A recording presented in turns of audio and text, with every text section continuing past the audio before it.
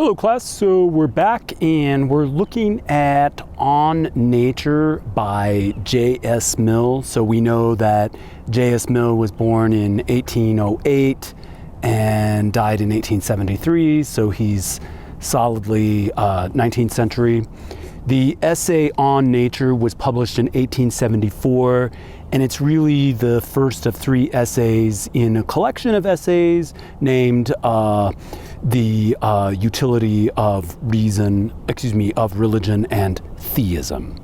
So, and that was, did I say it was written in 1874? So it was written in 1874 by J.S.Mill on nature. So as we know, Mill was an empiricist, and as much as he was an ethical philosopher as well. So notably following his father, James Mill, who was a colleague of Jeremy Bentham, who is the developer of classical utilitarianism. So Mill is likewise thought of as following and developing classical liberalism. So we often recognize John Locke in this role, and we are correct to do so. And we get a taste of Mill's brand of classical liberalism to be held in his statement from his book on liberty. Quote, "The only purpose for which power can be rightfully exercised over any member of a civilized community against his will is to prevent harm to others." Okay, unquote. So essentially for Mill, we have a basic responsibility to others, yet from classical liberalism, beyond this obligation for others, we are strictly responsible for ourselves.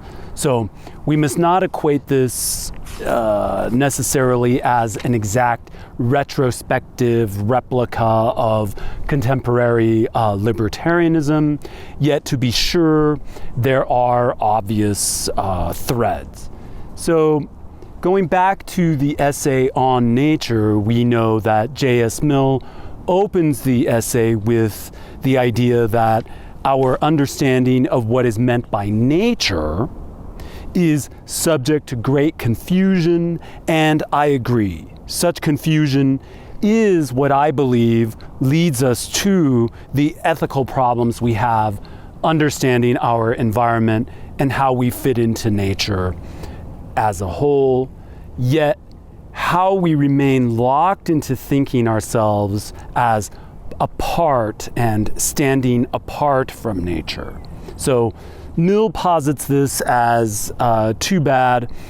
Mill posits that it's too bad that Plato didn't write a dialogue on the very question of nature, asking the question, what is nature, right? So in a Platonic way, according to Mill, we'll see nature as the things, nature in the totality, the thing's nature in the totality of its properties.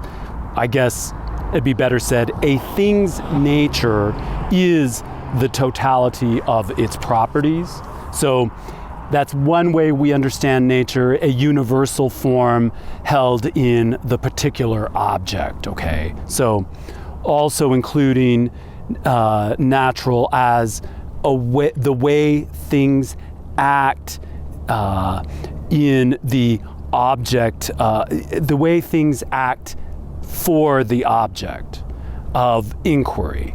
Are there sentient feeling qualities to the rational thing to take into account, etc.? So natural for Mill is also the totality of properties of a particular thing, insentient and sentient. So nature is also the sum of all phenomena and the respective causes of things. So nature beholds the great possibility of things, and from now on and into the future, often such lines of causation are detectable by means of reasoned observation of empirical phenomena, never forgetting that Mill himself was an empiricist, such as Newton's law of gravity, as Mill quotes it, quote, all material objects tend to move toward one another with a force directly proportional to their masses and inversely proportional to the square of the distance between them. So for Mill then, nature is 1, all actual and possible facts, 2, the way in which everything happens, i.e. the laws by which everything happens. Okay.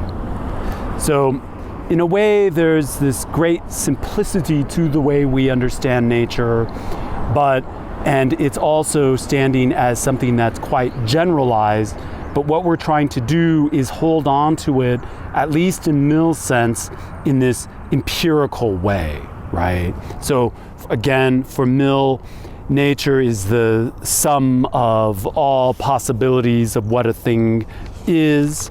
It's also a way in which we understand all possible facts, and then it's also a way in which everything happens, i.e.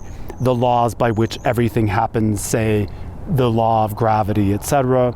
So Mill repeats an age-old supposition that we see a complete knowledge of the laws of nature by way of scientific knowledge, a supposition still held today. That in other words, someday we'll have a complete sense of nature due to the laws of nature as we understand them scientifically and empirically. Okay? So in a way, Mill suggests that it's just a start to scratch the surface of a comprehensive meaning of nature as a whole. Okay? So then for Mill, we find the contrast with the term art, perhaps thought of more widely as technology, even artifice, right? And traditionally set in contrast to nature as that which is artificial and or man-made, okay? So yet Mill draws an uncommon connection in terms of the fusion and implementation of natural laws that are, in fact, harnessed by our so-called non-natural, quote-unquote, artificial agency, okay? So, in other words, we harness the laws of nature. We rely on gravity. Fire is combustible. Wood floats, okay? And we use those laws of nature in order to create things, okay? So then we look at, for instance, and this is slightly aside from what Mill mentions, say, with the law of gravity, we could also think of the second law of thermodynamics being that, quote, entropy in an isolated system, not in equilibrium, tends to increase. So entropy tends to increase, unquote. So this is often misinterpreted as a tending toward chaos, right? So in other words, the increase of entropy, we usually think of that as a tending toward chaos and disorder.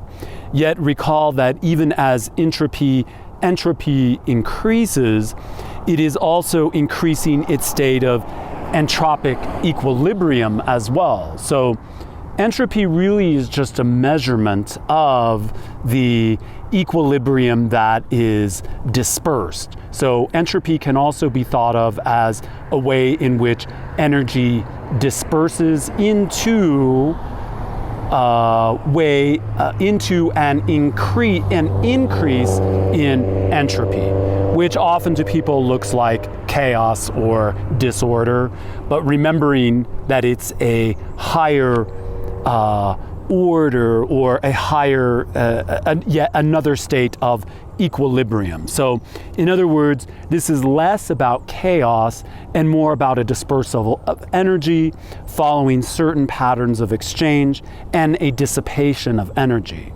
So, we're reminded that Mill was alive during the Industrial Revolution, right, as a matter of fact, and that the development of the heat engine in regard to how steam is understood was also taking part during Mill's lifetime, right? So, in other words, engines, the technology of engineering engines has to do with the way in which the second law of thermodynamics is understood as dispersal of energy that is harnessed by us in order to really come about to what we understand as transportation, harnessing energy to facilitate transportation, right? Which is considered artificial, but yet at the same time, we're harnessing natural laws, okay? So suddenly, this has an odd carryover with the dispersal of energy and the dispersal of happiness with Mill's moral theory of utilitarianism. So again, back to the essay, remember Mill only mentions law of gravity. He doesn't mention second law of thermodynamics, but it is interesting to start thinking of how for utilitarianism we're thinking of this dispersal of happiness, and with the second law of thermodynamics we're thinking of a dispersal of energy.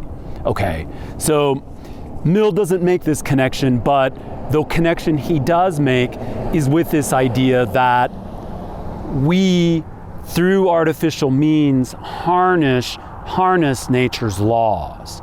Okay, so back to the essay on nature, we know that for Mill, nature is that which means all powers existing either in the outer or inner world, contrasted with that which happens without the agency of man. So all the powers existing in either the outer or inner world, and contrasted with that which happens without the agency of man. So Mill is quick to point out that ancient philosophies like Stoicism and Epicureanism base their theory on the basic law of nature as having a moral code. Likewise, likewise with Christian theology, here we find here's where we might find such thinkers as St. Thomas Aquinas, for instance, with natural law theory in ethics. So, in other words, to look for ethical laws by way of by way of nature, which for Mill means all the powers existing in either the outer or the inner world, and contrasted with that which happens without the agency of man. We have the question mark here for the empiricist as to whether or not nature here stands for something whereby we could find morality, right? And in a way, even though we could draw a parallel to utilitarianism, we still are hard-pressed, even in Mill's context, as he presents it, to find the laws of nature as dictating what we should do morally, which is really his point, right? That's his thesis, is that we can't find it in nature, so therefore it's pointless to think of natural law as the origin for our ethical laws. Now, one thing we must be clear with here is that this is a basic understanding of natural law, that Mill happens to fall prey to, in the sense that always remember that for the natural law theorist, natural laws that we know of ethically are not necessarily something that we could go find in nature, because that wasn't the point. The point it was for the natural law theorists, such as St. Thomas Aquinas, that natural laws are accessible by way of reason, okay? And so this is a misreading of Mill, but it's still an interesting reading in our understanding of how it is that we're looking at nature and the way in which we understand nature as encompassing not only the laws of nature, but also how we harness the laws of nature in order to bring about our man-made needs, etc. Okay, so why don't I leave it there, and we'll talk more later. So thanks.